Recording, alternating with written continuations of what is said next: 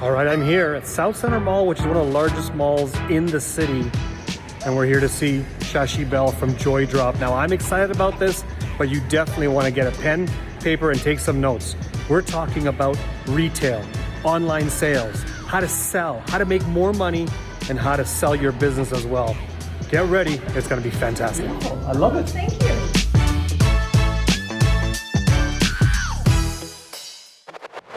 Welcome to Karmali Exchange. I'm Faisal Karmali. And what if you're the retailer of the year in this country? That means you know sales, you know profit, you know the bottom line. I'm here with Shashi Behl. She's the founder and CEO of Joydrop. Shashi, welcome. Thank you. That's quite the intro. I'm excited. I'm excited because when you have that kind of an award, when you're a director of Entrepreneurs Organization for the city of Calgary, when you're the former chair of Alberta Women's Entrepreneurs, you kind of know your shit. And I like that because this is going to be a big one because this business is something very interesting. Give me in about 30 seconds or less, tell us what Joydrop does. Joydrop is the ultimate candy store for women. That's what it does. It makes women happy. We exist for women to come in to buy for themselves, to make themselves feel good and to make their girlfriends feel good with a piece of jewelry. And if they don't buy something, they walk out still with a smile. That is what we do. What made you create this one, this business itself? So it was created out of my last business, really. We had gift stores and we brought in Canadian designers in jewelry.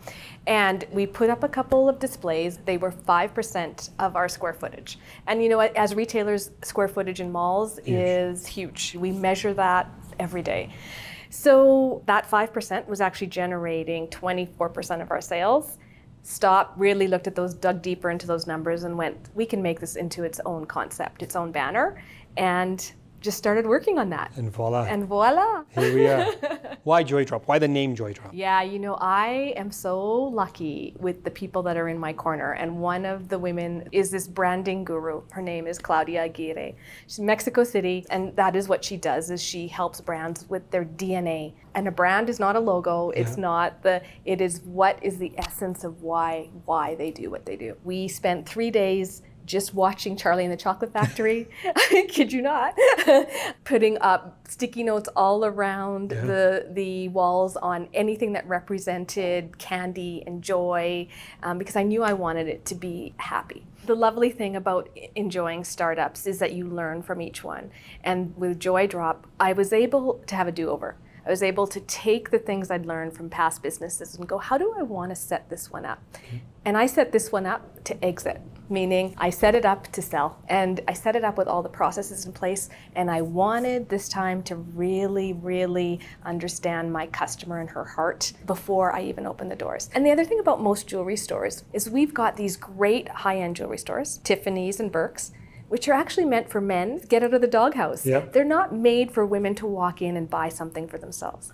And then we have Ardennes and Claire's, which for women like myself, we're past that. Yeah. There was this huge market opening that we wanted to capture as well. So it was looking at all of that. It was looking at the numbers. It was looking at what's happening in the market right now. And it was looking at the passions I wanted to fulfill for myself, putting them all into a pot and stirring them and working on a brand from there. Most business owners or entrepreneurs do not set up a business with the intention to sell it. They set up a business to give them an income, a lifestyle, provide a purpose or a service to the public, but the part of a sale is usually not the first thing that crosses their mind. You have experience in selling businesses. Yes. You build them, you sell them. Yeah. Walk us through that approach. How do you know when it's time to sell your baby, you know? Yeah. So that is my why. I build them and I sell them to other women because I have a strong belief that we need more women leaders. Yes. And when we have more women that are leading, then we have a diverse conversation. It's something you give wings to and then you let them fly. Mm-hmm. So I've done that successfully because I believe that the model is a successful model. It's not for money or KPIs, it's for building leaders, building a platform for leaders. So even what we do here, we have over 100 designers. They are all female, or all people that identify as women. We have little miniature platforms for each designer to say what they do and why they do it. and we make sure that we give them their recognition within our showcases.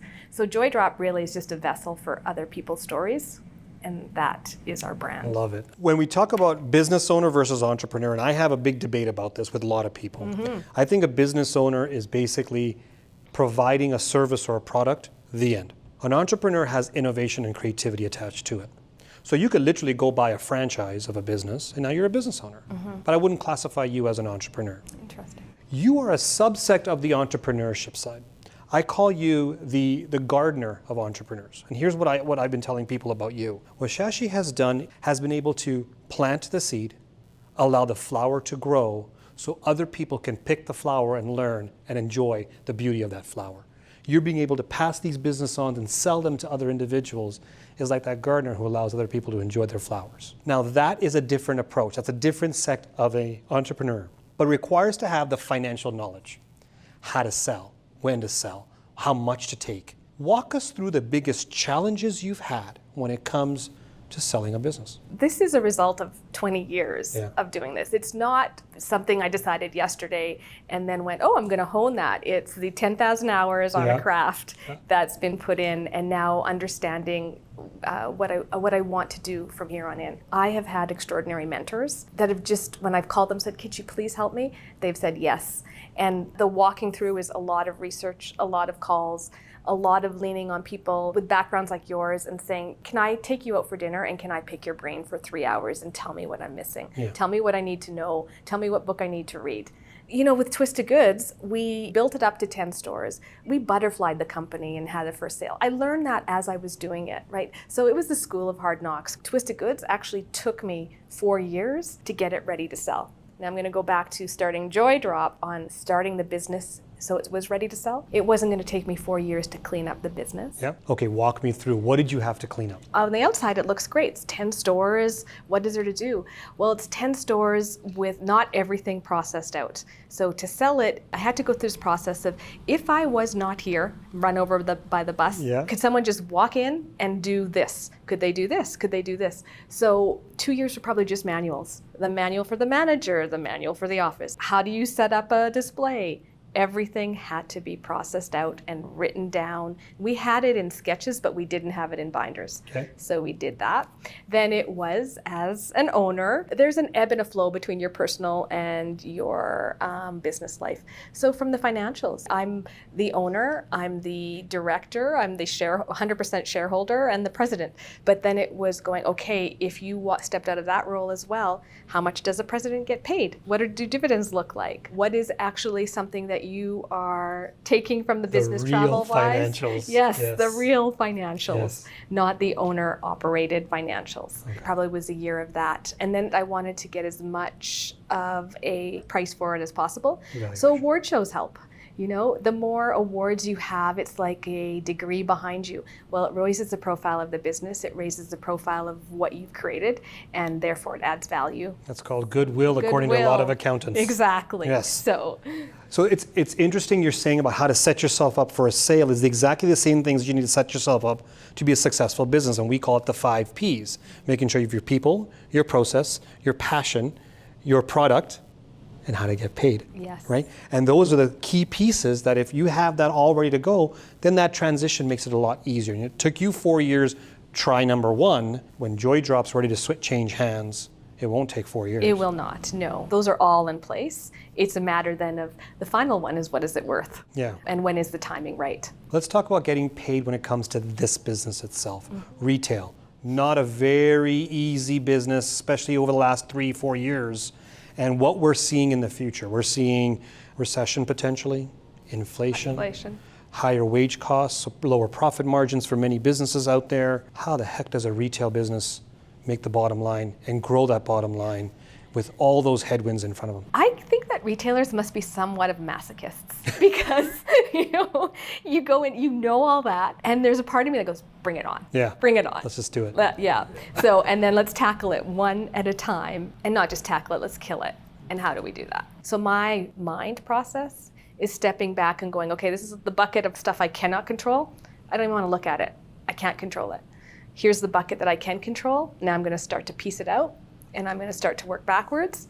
And I'm going to start to take baby steps and know where I want to be in a year from now or 2 years from now. And I'll make every decision based on that. And that's all I can do. And if I fall, which I'm going to, over and over and over again, I'm going to get back up. What about the bottom line? Yeah. When times like this, and you've gone through this in the past. Yeah. This is not new for you. Take out the pandemic, of course. What are your tips for retail owners? I actually don't do it for the money. So I don't get up at 5 a.m, and then work till 2 p.m. for the money. This is the piece that would separate the entrepreneur from wannabe entrepreneurs. Is that you have to go, you know what, I may not get paid, and I have to be okay for that, which means that I have to set up my personal life as well and understand my cash flow in my personal life. And I still have a mortgage, and I still have bills to pay, and I have a child to put through university. So how does that happen? Yeah. But yeah, there's been many years where I have not been paid, and it was for the sake of building something. I don't think people realize that. Yeah. Because we talked about this before, about convention on social media making entrepreneurship seem sexy. Yeah. Just take a course online, do a mastermind course, and then you can 10x your business, no problem. Just like that. And it's not the real deal. Companies like Amazon and Shopify made retail seem so easy. Just put that t-shirt online, you can make money. Yeah. Now you're doing it online and in an actual brick and mortar store. Why do both? Why not just have it online? In order to build a brand that resonates with people, you have to be in both places, because we sell jewelry. It's something very tangible. People have to first trust that we have a quality product. So we find for our business, once they've been in our stores or our pop-ups or locations where we meet them where they are, then we can move them to online. So our online strategy is a very long-term strategy. It's not a big percentage of our top line revenue number. What are the things that you've learned over the years that you must do in order to build your brand and get out there? You've got a little taste of my team this morning. Yeah. That's number one. Okay. We don't settle. If it takes us 6 months to find a person to work 5 hours, a part-timer, we will take 6 months. We only hire the best. And if you're not the best, don't apply. And if you're not willing to work to be the best, don't apply. That's culture. That's culture. How do you find good talent? We know what our core values are. We hire for our core values. And we have a hiring process in the store that's unusual for retail. Okay. It's 3, doesn't matter if you're part-time manager, it's 3 interviews. With your last interview being you're just on the floor for 20 minutes, cold, because we just want to see how you interact with people without knowing anything. And you have to pass all those interviews. So if you are someone that doesn't want to go through that because you think, oh, it's just a retail job, why am I doing that?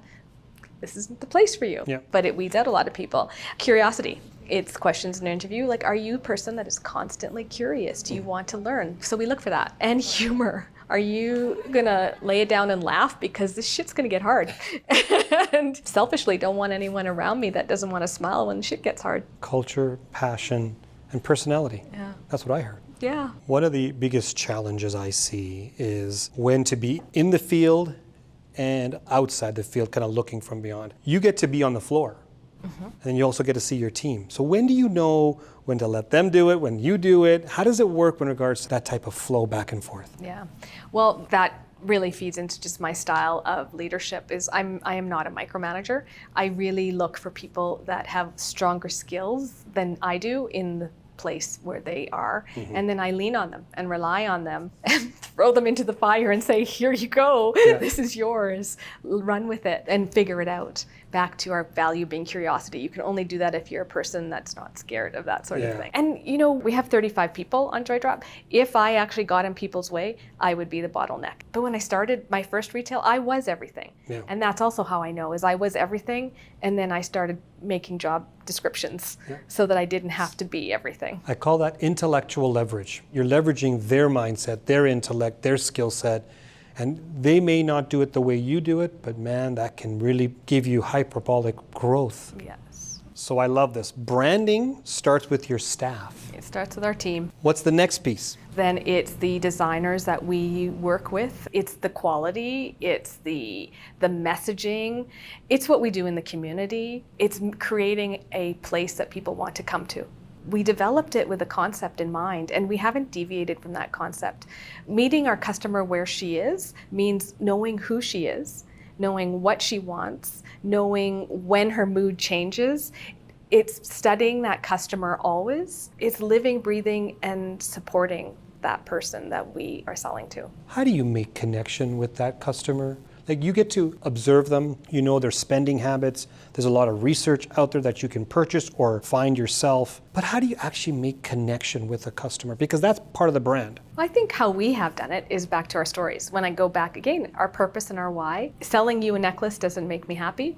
Selling you someone else's dream makes me happy. And you walking out, if you've bought something for your girlfriend or for your daughters, when you walk out with that piece, I'm willing to bet all of my money in my wallet right now that it's going to be the story that the stylist told you about the necklace that makes it exciting for you to give that gift to your loved one.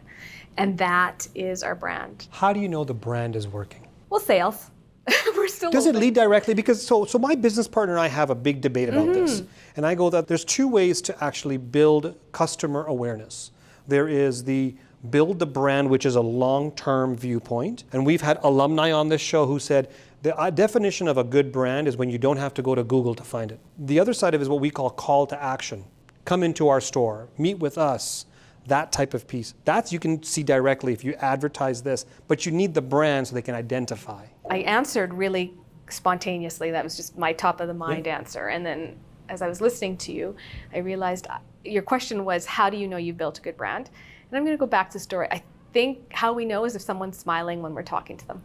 And if our stylists believe what they're saying, that's going to come out in their body language. Yeah. Our clientele, if they come back, that means that something's resonating with them, with the brand. I find that in the retail world, one of the biggest unknowns, and something that I track when I look at larger retail corporations. How do I buy a company that's in retail? One of the metrics I look at, what percentage of inventory gets returned? We measure that too. Yeah. Funny you bring that up, because that was a priority for our operations manager last year. Okay. We sort of looked and identified and said, our returns are pretty high just overall. We need to dig in this, and we're going to spend the year, and here's the KPI that we want to bring it down to. And so it was look at the big number, and then I know your viewers want to know the how. It's then you rip it all apart and you look designer by designer by designer. And we were able to identify that most of our returns were coming from two companies, and it was manufacturing defects. Then we go back to them and we talk, and it's a great process because they were able to tighten up their manufacturing. They don't want the returns either. Yeah. And for them, it's like returns mean that they don't get a repeat wholesale order. Yeah. So you kept that company, or you fired them? One of them we actually didn't keep. And the other... You can say it, you fired them. It's okay. Yeah, we didn't. And the other one worked with us, and they increased their quality, and to the benefit of their company. And that's also, we're always looking for a win-win. Why wouldn't we want them to do more? And if they do more, you do more. Yeah. I would love for you to share the top 3 tips to have a successful retail business. Make sure that you hire really kind, wonderful people that will give you their opinion. And hopefully it's different from your own. Okay. Know your numbers. Because retail is detail. I think more so, I'm biased, but more so than any other industry. Yeah. And don't sweat the small stuff, because there's a lot of it. There's no such thing as perfectionism in retail. Shashi, I want to thank you for all the time that you've worked with me on this one and other shows that we've done. Your expertise, your experience, and your wisdom helps a whole bunch of entrepreneurs out there. Thank you so much. You're so kind. Thank you. It's been a pleasure. And thank you for watching the Karmali Exchange. Follow me on all my social media at Faisal Karmali, and don't forget to subscribe on my YouTube channel. He's sweating. No, big time. High five. Let's do this. Oh, was I slowly turning? Yeah. I'm like I'm having a conversation. Yes, thank you. I just looked down and went, it's not that kind of show. How's that go? Oh, shit. I was not expecting that one.